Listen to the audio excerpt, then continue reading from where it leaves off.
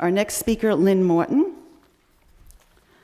is a globally recognized, award-winning consultant on talent management, and author of the conference board publication, Managing the Mature Workforce. Lynne is offering her expertise today on how to engage an age-diverse workforce. Her handout, which looks like this, is in your folder, so I encourage you to read along. And Lynne, the podium is yours.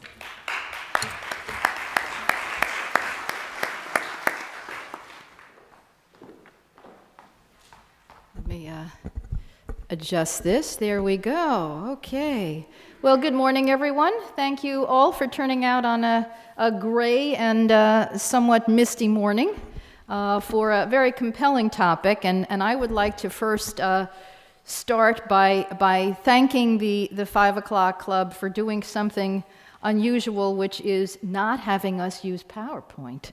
And as an organizational effectiveness and talent management consultant, I believe very much in the power of conversation to break barriers, and we're here to talk about breaking barriers or misconceptions. And what a great model to be able to just have some dialogue without having to rely on something that's up here. So kudos to you folks. And I wanted to also do a little bit of level setting. Like Martin, I never made it to the accounting side, but I do have in common with him the fact that I come out of PricewaterhouseCoopers, but on consulting in strategy and knowledge management. So there was an us and them. So I understand exactly what you're talking about.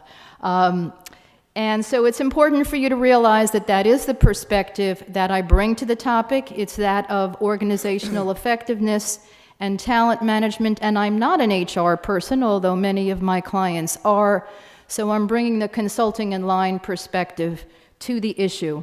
And this is a big issue, as you know, and so tackling what I like to call harnessing the potential of your mature workforce in 15 minutes, even though I talk quickly, is really hard. So what I will do is scratch the surface of the big issue, give you some things to think about, a smattering of some paths for improvement that you could follow.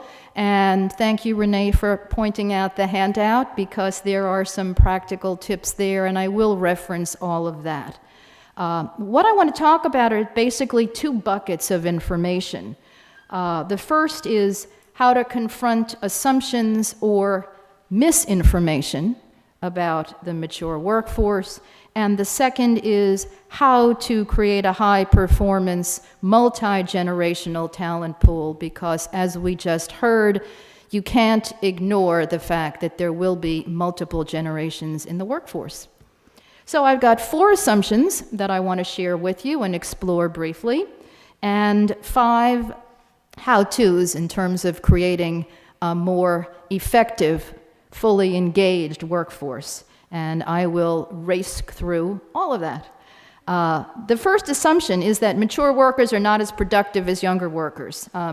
They're less energetic, they're less able to manage stress, and they only stay in the workforce because they can't afford to retire. Well, I have in big red note markers here, right on my notes, not true. And there is a lot of data both from the conference board and from many sources that I've read that will tell you that mature workers are in fact more engaged and more productive. And you may wonder why. Well, if you stop and think about it, it's not really much of a surprise.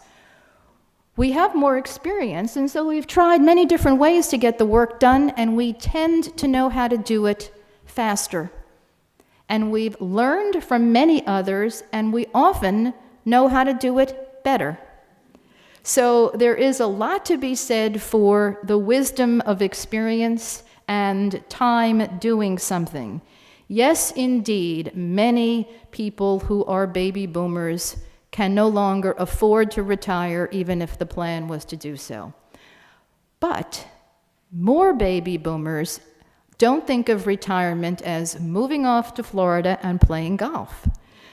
So I would say to you, what in the world do you mean by retirement after all? And many baby boomers will stay engaged in a workforce because they really enjoy the work. So it's incumbent on you folks to give the mature workers the work that they really know and really like, and I am sure they are going to do it well. To the point about the healthcare environment, one example comes to mind, and that is a healthcare system in Florida that I won't quote by name because they're reluctant to have their name cited. But they did a study several years ago, and they found that they were losing their mature workers because they were tired. It's a physically exhausting job. And they said, well, it's very hard to recruit nurses. We've got to keep them. We don't know what to do. Is there anything we can do? Well, lo and behold, there was something they can do. And it's a great model for you to realize because there may be something you can do.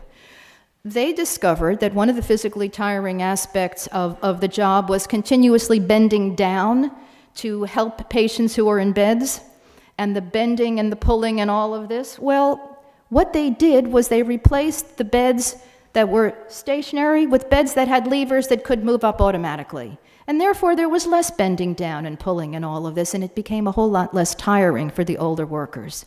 One simple thing like that made a big change and made the older workers happy and less tired. And I share that with you as an example to think about what little things might you be able to do to make it somewhat easier for your older workers to do what they do well. So that's assumption number one. Assumption number two, mature workers are not as tech savvy and can't adapt to newer ways of working. And believe it or not, this is not a setup. We didn't know exactly what we were going to say. But I have actually read data from Deloitte recently and from others that support the fact that mature workers are indeed adapting technology quickly. We don't have that instinct of a 12-year-old, but we do have an ability to learn quickly. So, and a desire to learn quickly. So let me get back to the so. What's happening is, with some guidance, mature workers are learning technology. And interestingly enough, mature workers in developing technology are actually learning it faster than the younger generations. I wish I could tell you why, but I just find that interesting. Assumption number three. It's too expensive for us to hire and keep mature workers. And needless to say, I would say that is also not true. In this case, we're going out of my area of expertise, but I would suggest that you get some legal counsel because it is definitely not more expensive to hire mature workers. Your pension and benefits plans can be scaled. Retirement can be phased. Benefits can be scaled to different groups, and therefore you can balance your costs overall.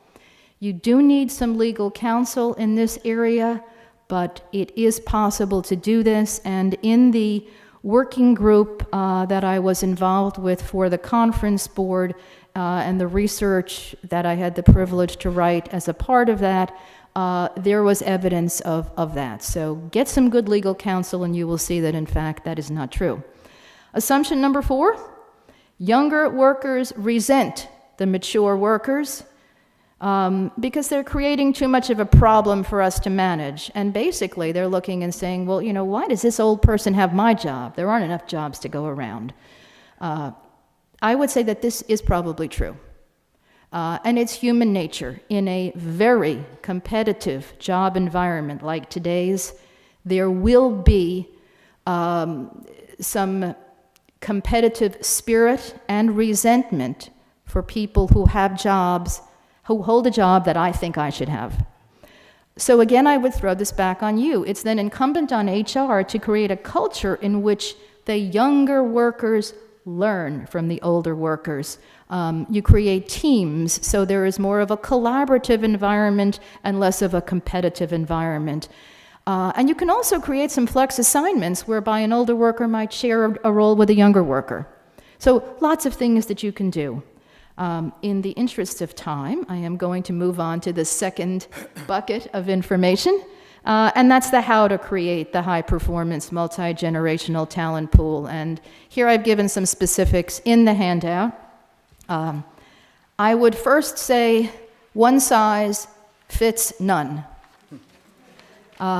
You cannot come up with an approach that's going to work for every organization or for every employee in your organization. If you're looking to engage or retain employees, of course you need processes, and of course you need policies.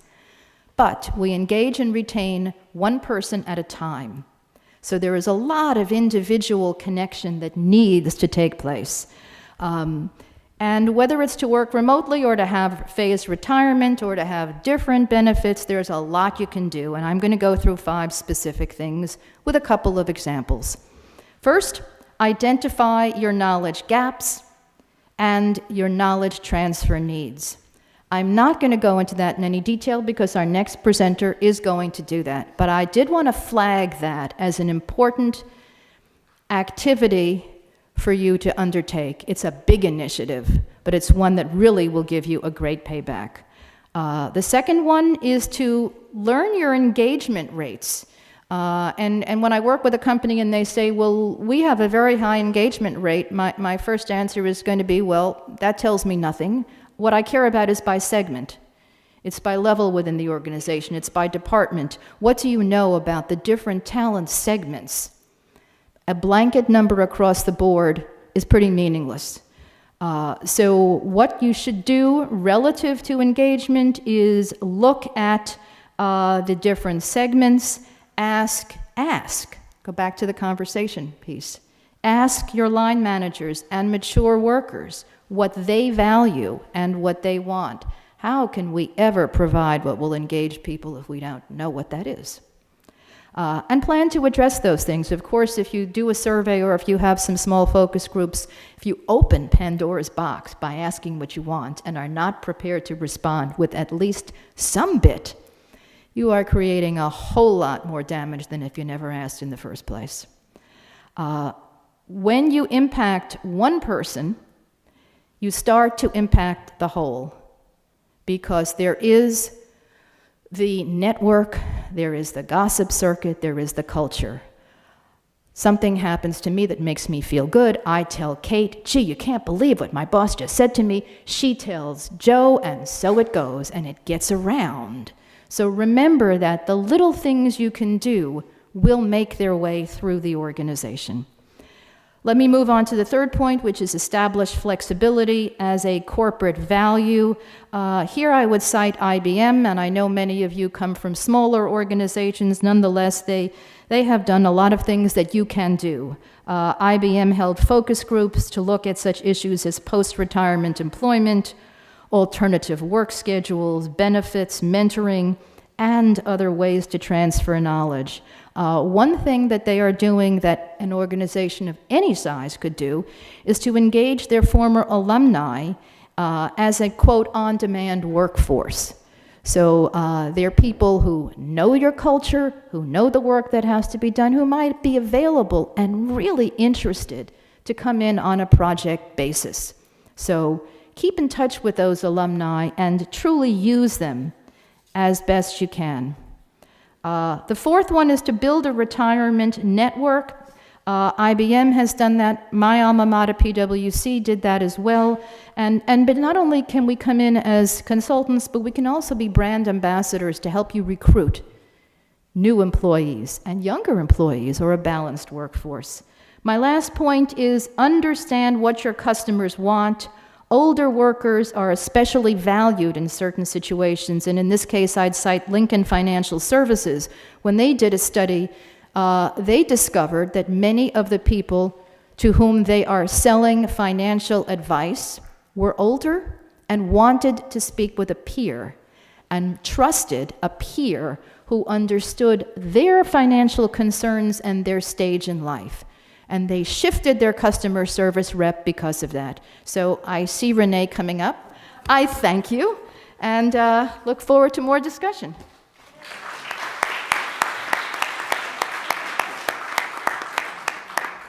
Wow. Thank you, Lynn. Thank you for pointing out the assumptions that are made about the older and the mature worker. And we can see that assumptions basically are just assumptions, and they might not be based in reality. And thank you for pointing that out, Lynn. And they might not be based on the research that's being done.